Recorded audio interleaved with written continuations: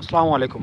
হিন্দুদের আদাব এবং অন্যান্য জাতির ভাই বোনদের বুক ভরা ভালোবাসা। আমি আজ কথা বলবো ফিনল্যান্ড নিয়ে, যেটি ইউরোপের একটি কান্ট্রি। বিশ্বের প্রত্যেক বছর সুখী দেশের তালিকা করা হয়।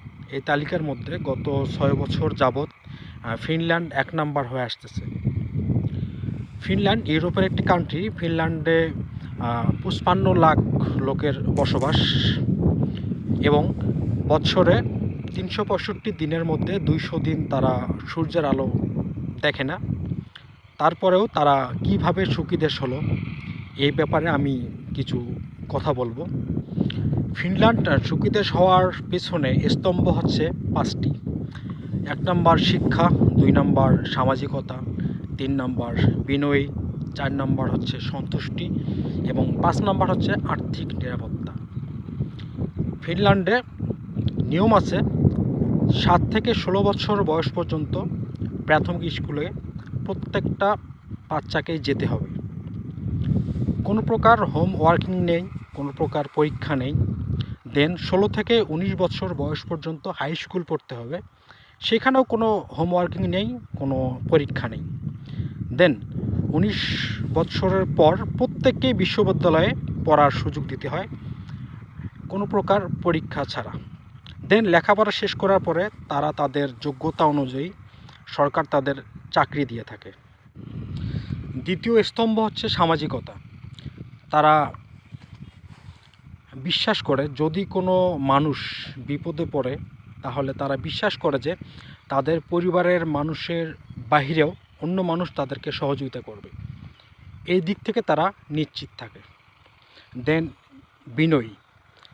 ফিনল্যান্ডের 95% লোক বন্ধুসুলভ। তাদের মধ্যে কোনো নষ্ট প্রতিযোগিতা নেই, কোনো হিংসা নেই এবং অভিবাসন যারা আছে বিশ্বের, এই অভিবাসনদের তারা সাদরে গ্রহণ করে। তাদের জীবন নিয়ে তারা সবসময় সন্তুষ্টি প্রকাশ করে। তারা যা ইনকাম করে তাদের জীবন পরিচালনার জন্য ওটাই যথেষ্ট। এই দিক থেকে তারা নিজেদের খুবই সন্তুষ্ট রাখে। আর্থিক নিরাপত্তা। লেখাপড়া শেষ করার পর প্রত্যেক স্টুডেন্টকে সরকার তাদের যোগ্যতা অনুযায়ী চাকরির ব্যবস্থা করে দেন। এই দিক থেকে তারা চাকরির নিরাপত্তা পেয়ে থাকে। ফিনল্যান্ডের মানুষের মধ্যে ধনী হওয়ার কোনো প্রতিযোগিতা নেই। তারা যে অবস্থানে আছে সেই অবস্থান থেকে নিজেকে যথেষ্ট সুখী মনে করে। ফিনল্যান্ডের পাশের 2টি রাষ্ট্র হচ্ছে রাশিয়া এবং নরওয়ে, যেখানে রাশিয়া যুদ্ধবাজ একটি কান্ট্রি এবং নরওয়েও অনেক ভালো একটা দেশ এবং কাছাকাছি তাদের আমেরিকা। তারা সব সময় রাশিয়া, নরওয়ে, আমেরিকা এদের হাত থেকে নিজেকে বাঁচিয়ে রাখে। তবে এখানে একটা জিনিস বলা যায় যে পৃথিবীর সাম্রাজ্যবাদী লুটেরা পুঁজিবাদী যে কান্ট্রিগুলো আছে, এদের হাত থেকে যারা নিজেকে বাঁচিয়ে রাখবে, সেফ রাখবে, তারা পৃথিবীর মধ্যে সুখী দেশে পরিণত হবে। ফিনল্যান্ডের সবচেয়ে খারাপ দিক হচ্ছে ফিনল্যান্ডে ফ্রি সেক্সের দেশ। ফিনল্যান্ড সমকামিতায় বিশ্বাস করে। এই দিক থেকে তারা নিজেকে সুখী মনে করে।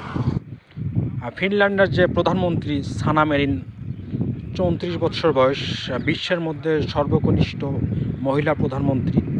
তিনি নিজেও অবিবাহিত, কিন্তু এক সন্তানের জননী। কানাডা সম্পর্কে একটি কথা না বললেই নয়।